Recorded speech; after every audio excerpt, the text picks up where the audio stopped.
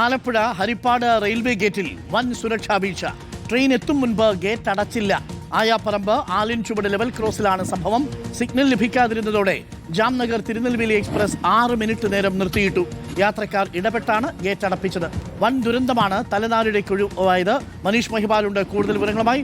Manish Mahipal, KSRTC അടക്കം ഒരുപാട് യാത്രക്കാർ പോകുന്ന ഒരു ലെവൽ ക്രോസിലാണ് ഈ അനാസ്ഥയുണ്ടായിരിക്കുന്നത്. എന്തുകൊണ്ടാണ് ഇങ്ങനെ ഒരു സംഭവം ഉണ്ടായത്? അവിടെ ആ ഗേറ്റ് അടയ്ക്കാൻ ആ ഭാഗത്തിന് ആളാരും ഉണ്ടായിരുന്നില്ലേ, അതോ അത് പ്രവർത്തനക്ഷമമല്ലാതിരുന്നോ? എന്താണ് സംഭവിച്ചത് മനീഷ് മഹിപാൽ?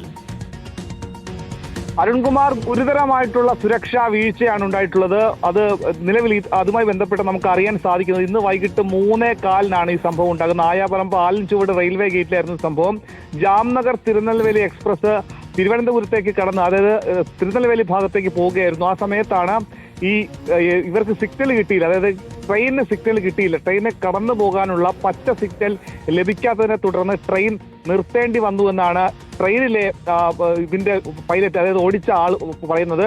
ഒപ്പം തന്നെ ഗേറ്റ് കീപ്പർ യഥാസമയം ഗേറ്റ് അടയ്ക്കാതിരുന്നതാണ് ഇതിന്റെ കാരണം. പതിവില്ലാതെ ട്രെയിൻ നിർത്തിയിട്ടിരുന്ന് കണ്ടാണ് ഈ നാട്ടുകാർ അവിടെ എത്തി അത് ഇടപെട്ട് ഗേറ്റ് കീപ്പറിന്റെ റൂമിലെത്തിയപ്പോഴാണ് ഗേറ്റ് കീപ്പർ ശുചിമുറിയിൽ നിന്ന് ഇറങ്ങി വരുന്നത് കണ്ടു എന്ന് പറയുന്ന നാട്ടുകാരുണ്ട്. ഒപ്പം തന്നെ ഇയാൾ അവിടെ ഉറങ്ങിക്കിടക്കുകയാണെന്ന് പറയുന്ന നാട്ടുകാരുണ്ട്. ഇതിലൊരു വ്യക്തത വന്നിട്ടില്ല. എന്തുകൊണ്ടാണ് ഗേറ്റ് കീപ്പർ ഈ ലെവൽ ക്രോസിലെ ഇത് അടയ്ക്കാതിരുന്നത് എന്നുള്ള കാര്യത്തിൽ ഇപ്പോഴൊരു വ്യക്തതയില്ല. ഗേറ്റ് കീപ്പർ നിലവിൽ വിശദീകരണം നൽകിയിട്ടില്ല. ദക്ഷിണ റെയിൽവേ ആസ്ഥാനത്ത് ഇയാൾ ഉടൻ തന്നെ റിപ്പോർട്ട് ചെയ്യാൻ ഈ ഗേറ്റ് കീപ്പറോട് ആവശ്യപ്പെട്ടിട്ടുണ്ട്. നിലവിൽ നാട്ടുകാരായ ചില ആളുകൾ പറയുന്നത് ഇവിടെ വളരെ തിരക്കുള്ള സമയമാണ്. KSRTC ബസ് അടക്കമുള്ള നിരവധി വാഹനങ്ങൾ പോകുന്ന തിരക്കിട്ട സമയമാണ്. ആ സമയത്ത് ഈ ഗേറ്റ് കീപ്പർ എന്തുകൊണ്ട് അത് അടയ്ക്കാത്തതിനെ സംബന്ധിച്ച് ചില നാട്ടുകാർ പറയുന്നത് ഇയാൾ ഉറങ്ങിപ്പോയതാണെന്നാണ്.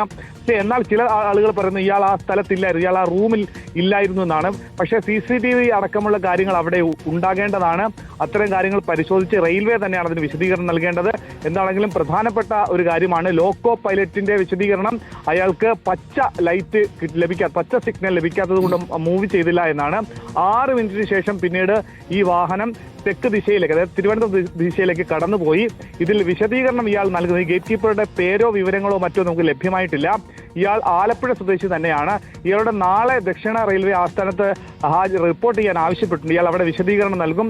വിശദീകരണം മതിയാവണ്ണം അല്ലെങ്കിൽ ഇയാൾക്കെതിരെ നടപടി ഉണ്ടാകുമെന്നുള്ള കാര്യം ഉറപ്പാണ്. വലിയ എനിക്ക് തോന്നുന്നത് ബസ് അടക്കം ആ സമയത്ത് കടന്നു പോകാനുണ്ടായിരുന്നു എന്നുള്ളതാണ്. ലോക്കോ പൈലറ്റിന്റെ ജാഗ്രതയാണ് വലിയൊരു അപകടത്തിൽ നിന്ന് രക്ഷിച്ചിരിക്കുന്നത്. ആ ഗേറ്റ് കീപ്പറുടെ അനാസ്ഥ വലിയൊരു ദുരന്തത്തിലേക്ക് വഴിവെക്കുമായിരുന്നു. ഇന്ന് 3:45 കൂടിയാണ് ഈ സംഭവം ഉണ്ടാവുന്നത്. ആലപ്പുഴയിലാണ് സംഭവം. ആയാപ്പറമ്പ് ആലിൻചുവട് ലെവൽ ക്രോസിൽ ഇന്ന് ലെവൽ ക്രോസ് അടച്ചില്ല ഗേറ്റ് കീപ്പർ.